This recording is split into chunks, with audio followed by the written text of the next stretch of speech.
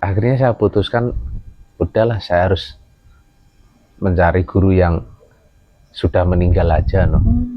Daripada menimbulkan perselisihan, buat apa belajar menimbulkan perselisihan. Kok sampai maksudnya berpikir sejauh itu ya? Kok maksudnya belajar ke orang yang sudah meninggal tuh gimana ya Mas Picis? Kok sampai dapat petunjuk begitu gitu? Saya merasa kepada sir batin saya mengatakan itu.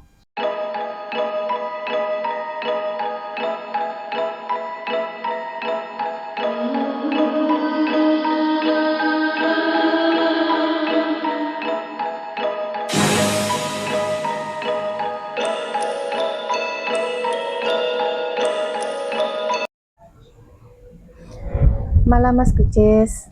Malam. Bagaimana Mas Picis? Dulu kan sampean sempat bercerita pernah mengalami keputusasaan dalam belajar ilmu tauhid kepada seorang guru. Nah itu gimana ya kisahnya Mas Picis? Oh, setelah saya mulai mendalami ketauhidan itu ya, Iya Mas. memang sempat saya mengalami setengah keputusasaan lagi karena ada kejadian yang saya alami pada waktu itu. Memang ada, tidak semua guru sih, maksudnya yang benar-benar menerima saya dan mau menggalikan keilmuannya atau mengajarkan ketauhidannya, tidak semuanya begitu. Ada beberapa orang lah, mungkin itu bagian dari proses saya sendirilah, dari penempaan zat yang maha suci itu sendiri, dimana saya waktu itu ada kebingungan, terus tanya, anggap aja itu seorang guru lah. Tapi yang terjadi itu malahan terjadi kesalahpahaman, yang artinya pertanyaan yang saya lontarkan itu, kebingungan saya yang saya sampaikan itu ditanggapi bahwasannya saya dikira menguji atau mengetes guru tersebut malah. Padahal pada masa itu kondisi saya itu memang ketika bertanya itu memang posisi bingung dan ingin mendapat pencerahan lah. Itu seperti itu. Tapi malah ibaratnya salah sangka lah ya. Iya, dikira saya malah apa itu menguji seseorang itu. Dan akhirnya apa yang terjadi? Yang saya alami akhirnya apa? Terjadinya bisa dikatakan sedikit perselisihan lah. Padahal niat saya di situ adalah belajar atau menimba ilmu kepada seseorang. Dan kok malah terjadi seperti ini. Dan itu tidak satu dua orang, ada beberapa orang yang saya pernah alami seperti itu. Akhirnya saya berpikir, buat apa belajar kepada orang yang hidup loh, daripada menimbulkan suatu perselisihan atau pertengkaran atau kesalahpahaman. Jadi hal-hal seperti itu yang membuat sampean seperti putus asa ya Mas Picis dulu itu. Iya. Terus akhirnya gimana Mas Picis sampean setelah itu? Ya, saya akhirnya mencari jalan lain. Padahal sempat saya tuh secara pemikiran ya, karena waktu itu dalam proses pembelajaran ilmu tauhid itu saya berpikir orang yang memegang ilmu tauhid dia akan terima siapapun, apalagi seseorang itu yang datang itu ingin mencapai kepada kehambaan zat yang maha suci itu sendiri dengan sempurna. Nyatanya kok lain. Kenyataan ya, alami. Kenyataan yang saya alami, ini ada seorang yang aku anggap dia ahli di bidangnya atau ahli pandanganku loh ya, Mm-mm. ahli di bidang tauhid, ternyata cara pandangannya lain, bukan seperti prasangkaku itu sendiri. Karena saya berprasangka itu kan, saya berpikir orang yang bertauhid sangat menerima siapapun, dan apalagi ada seseorang yang datang ingin belajar menimba ilmu tentang ketauhidan, keilahian itu sendiri. Terus Seperti itu. akhirnya gimana sampean? Ya karena jadi kejadian itu, terus dari prasangka itu berbeda, akhirnya saya putuskan udahlah, saya harus mencari guru yang sudah meninggal aja no. Daripada menimbulkan perselisihan, buat apa belajar menimbulkan perselisihan. Kok sampai maksudnya berpikir sejauh itu ya? Kok maksudnya belajar ke orang yang sudah meninggal tuh gimana ya Mas Pices? Kok sampai dapat petunjuk begitu gitu? Saya merasa kepada sir batin saya mengatakan itu, daripada belajar menimbulkan suatu permusuhan, lebih baik belajar kepada orang yang tidak ada, dan seseorang itu anggap aja terkenal kewaliannya di masyarakat itu atau di daerah situ. Ya saya putuskan itu. Ya itu setengah dikatakan coba-coba, ya iya, tapi pada intinya saya ingin mencari jalan itu terus, supaya hubungan kedekatan diri saya atau penghambaan saya ini biar mencapai kesempurnaan kehambaan kepada keilahian yang murni itu sendiri. Pokoknya ya Mas Pices mengikuti petunjuk lah ya. Iya, perasaan sir batin itu sendiri. Terus awal kisahnya gimana Mas Pices? Sampean awali dari makom siapa itu? Ya dari awal pasti aku meminta restu dari orang tua, dan pada akhirnya kepada orang tua saya yang sudah tidak ada pun saya sowani, minta pangestu lah, minta doa restu untuk memperdalam atau menyempurnakan ilmu ketauhidan itu sendiri.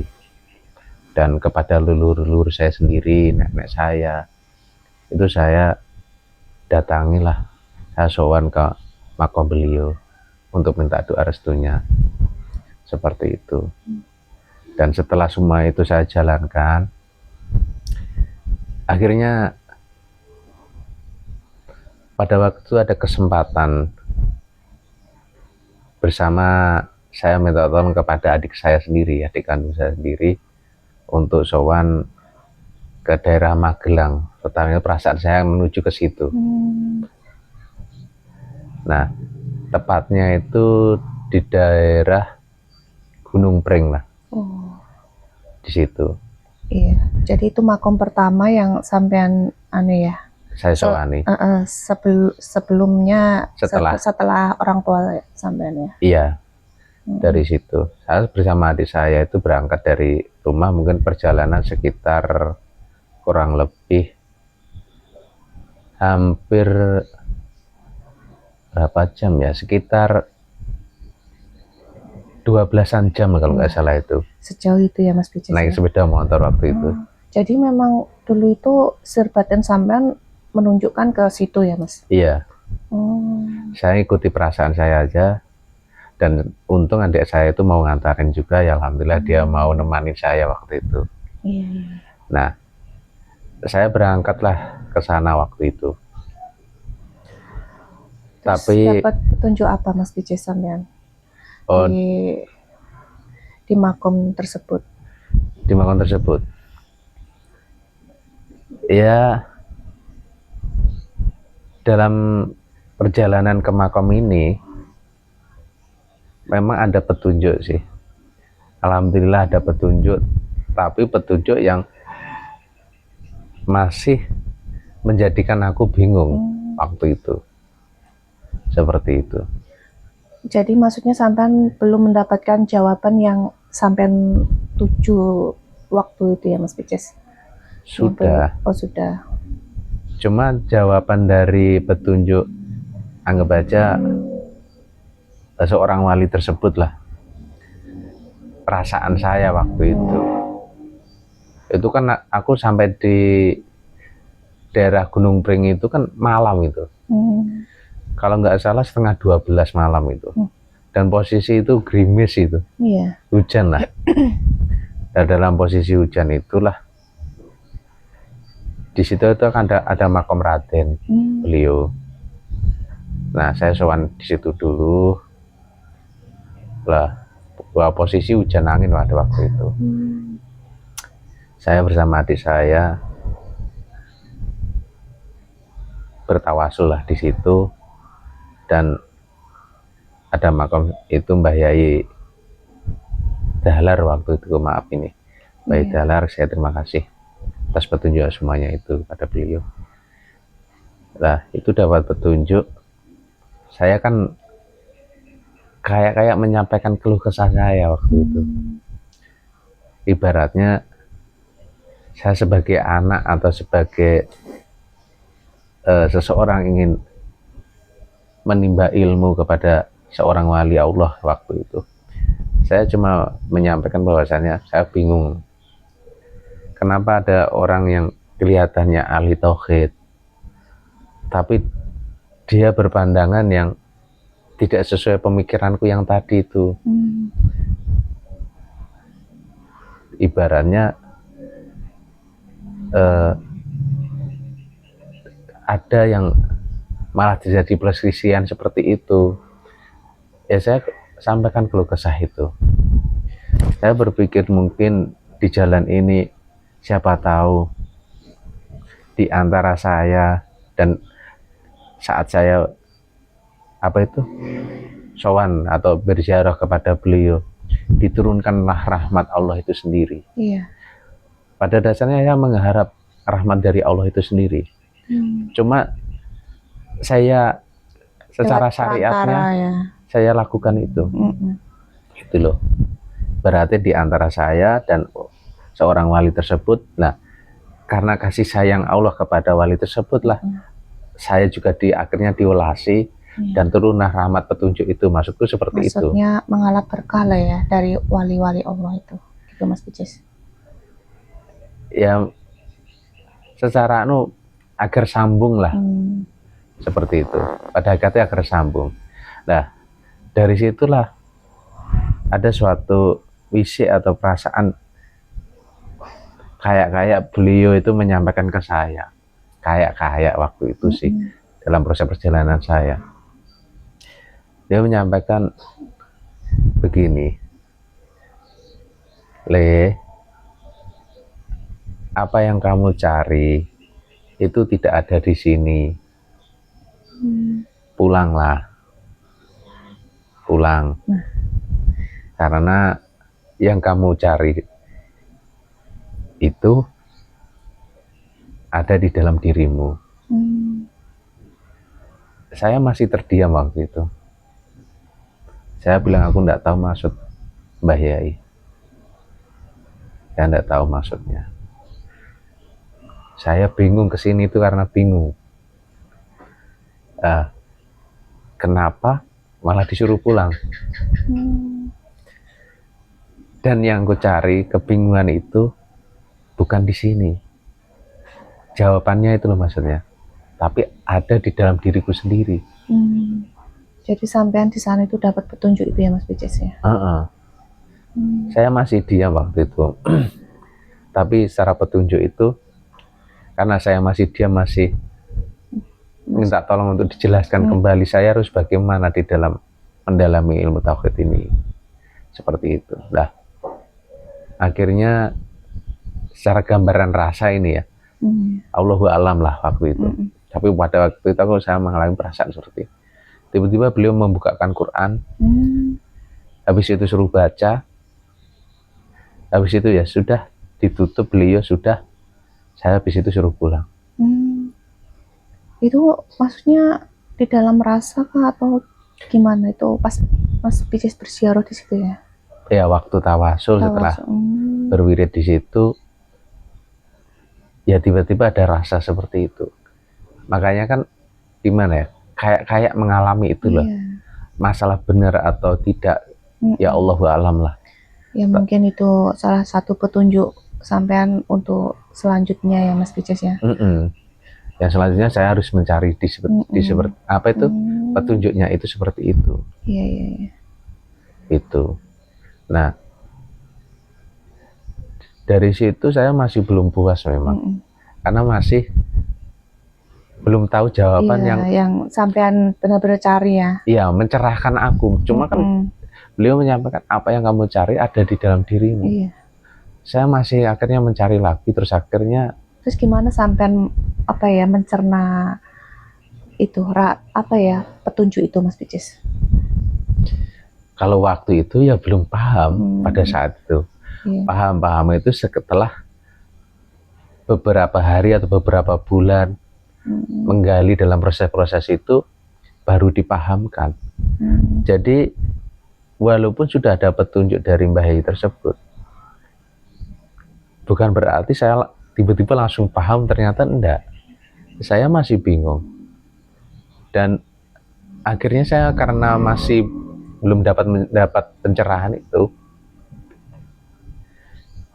saya mencari lagi, tiba-tiba rasa ini ke makom daerah sekitar saya. Jadi ada lagi apa ya isyarah gitu ya Mas Pices? Di dalam hati gitu. Iya. Dalam hati. Terus itu di mana lagi Mas Pices petunjuknya? Ya, karena rasa itu masuk kepada daerah sekitar saya sendiri. Di daerah desa saya sendiri itu saya berpikir apa di daerah saya ada seseorang yang anggap aja bisa dikatakan kekasih Allah lah. Nah, itu akhirnya ada petunjuk di dusun saya sendiri, ada seseorang yang beliau itu aslinya dari Bali. Dulunya itu putri Bali lah, kalau dari juru kuncinya menyatakan seperti itu. Beliau itu, mohon maaf, asma beliau itu Dewi Kartika. Itu asli dari Bali beliau itu. Itu seperti itu. Terus maksudnya Mas Pices kok bisa dapat apa ya info itu dari mana gitu? Gini, nah karena dalam hati ini tiba-tiba sir batin ini menunjukkan mencari daerah situ, saya akhirnya bertanyalah di lingkungan tersebut atau kepada orang-orang tua tersebut untuk adakah daerah sini. Memang ada beberapa daerah di situ, ada daerah tetangga sebelah juga itu ada juga. Cuma saat itu terjudulnya di situ, ingin sowannya.